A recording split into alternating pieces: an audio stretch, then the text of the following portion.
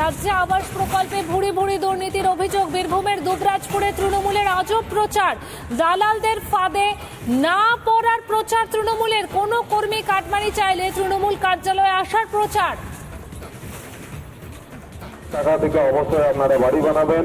আপনাদেরকে কোনো ব্যক্তি যদি জোর করে বা ভয় দেখায় তো আপনারা আমাদের দলীয় কার্যালয় অথবা পঞ্চায়েত অফিসে জানাতে পারেন। আমরা সেই ব্যক্তির বিরুদ্ধে আইনত ব্যবস্থা নেব। সমস্ত আবাস তালিকাভুক্ত নাগরিকদের জানানো যাচ্ছে যে মাননীয় মুখ্যমন্ত্রী মমতা বন্দ্যোপাধ্যায় আপনাদের যে আবাস যোজনার জন্য যে টাকা ছেড়েছেন সেই টাকা শুধুমাত্র আপনাদের বাড়ি করার জন্য। সেই টাকা থেকে আমাদের কোনো দলীয় নেতৃত্ব, কোনো কর্মী বা কোনো পঞ্চায়েতের স্টাফ বা কোনো দালালকে কোনোরূপ কোনো টাকা দেবেন না। যদি কেউ কোন রকম আপনাদেরকে ভয় দেখায় তো আপনারা আমাদের গ্রাম পঞ্চায়েত অফিস অথবা আমাদের পার্টি অফিসে এসে অভিযোগ জানাতে পারেন। আমরা তার বিরুদ্ধে কড়া ব্যবস্থা নেব। এই বাড়ি আপনাদের স্বপ্নের বাড়ি।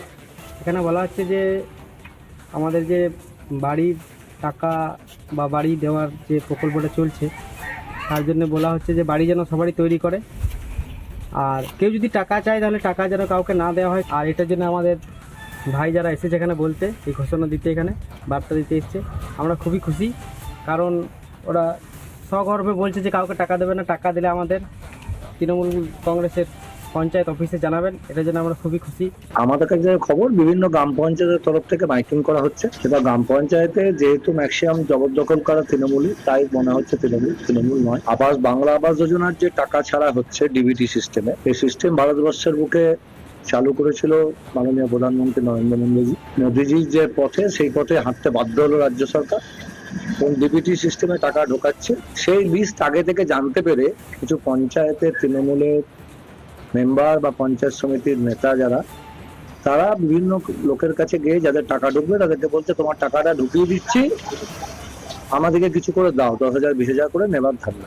গরিব মানুষ 60,000 টাকা পাচ্ছে, সেখানে যদি 10-20,000 টাকা এইভাবে চোট হয়ে যায় তাহলে বাড়িটা হবে কি করে? তো এই টাকা থেকে আমরা দেখেছি অন্যান্য বারে অনেক সময় কিন্তু অনেকে এসে অনেক দালাল বা আমাদেরই কোনো করাপ্টেড কোনো নেতৃত্ব, তারা এসে কিন্তু এখান থেকে মানুষের কাছে 5,000 10,000 কোনো করে কমিশন চায়। তো আমরা কমিটির মাধ্যমে সিদ্ধান্ত নিই এবং মুখ্যমন্ত্রী মমতা বন্দ্যোপাধ্যায়ের নির্দেশে আমরা আমাদের হেতমপুর পঞ্চায়েতে আজকে দ্বিতীয় দিন এই প্রচার ছাড়ছি যে আপনারা এখান থেকে আবাস যোজনার যে টাকা ঢুকছে অ্যাকাউন্টে, সেখান থেকে আপনারা বাড়ি বানান এবং বাড়ি বানানোর জন্য আপনারা কাউকে কোনো রকম কোনো টাকা দেবেন না। এই টাকা থেকে শুধুমাত্র বাড়ি বানাবেন এবং কোনো দালাল বা কোনো আমাদের নেতৃত্ব বা কোনো কাউকে কোনো রকম কোনো টাকা লাগবে না।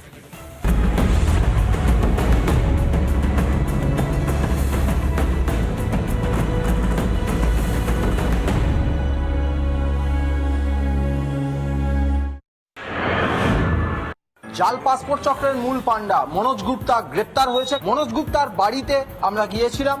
সেই বাড়ির প্রতিবেশীরা তারা বলছেন যে খুব একটা সাধারণ মানুষের সঙ্গে কথাবার্তা বলতো না মনোজ গুপ্তা, অর্থাৎ রীতিমতো ভদ্র মানুষ, ভালো মানুষের আড়ালে ফেক পাসপোর্ট চক্র চালাতো। বেহালা শিলপাড়া এলাকায় সেই বাড়ির থেকে কিছুটা দূরে শখের বাজার এলাকায় আমি এই মুহূর্তে এই যে বাড়ি, এই বাড়ি 1A ফ্ল্যাট, এই ফ্ল্যাট এবং এর ঠিক ওপরে 2A, এই যে দুটি ফ্ল্যাট, এই দুটি ফ্ল্যাটেই চলতো জাল পাসপোর্ট চক্র। ট্রাভেল এজেন্সির ব্যবসার আড়ালেই চলতো এই জাল পাসপোর্ট চক্র। বিগত 5 বছর ধরে কয়েক হাজার বাংলাদেশ থেকে এপারে অবৈধভাবে আসা মানুষকে ভারতীয় হিসাবে পরিচয়পত্র তৈরি করিয়েছে এবং টাকার বিনিময়ে সেই পরিচয়পত্রের বেসিসে তাদেরকে ভুয়ো পাসপোর্ট দিয়েছে। ভিডিও জার্নালিস্ট আলী হোসেনের সঙ্গে সৈকত, রিপাবলিক বাংলা, কলকাতা।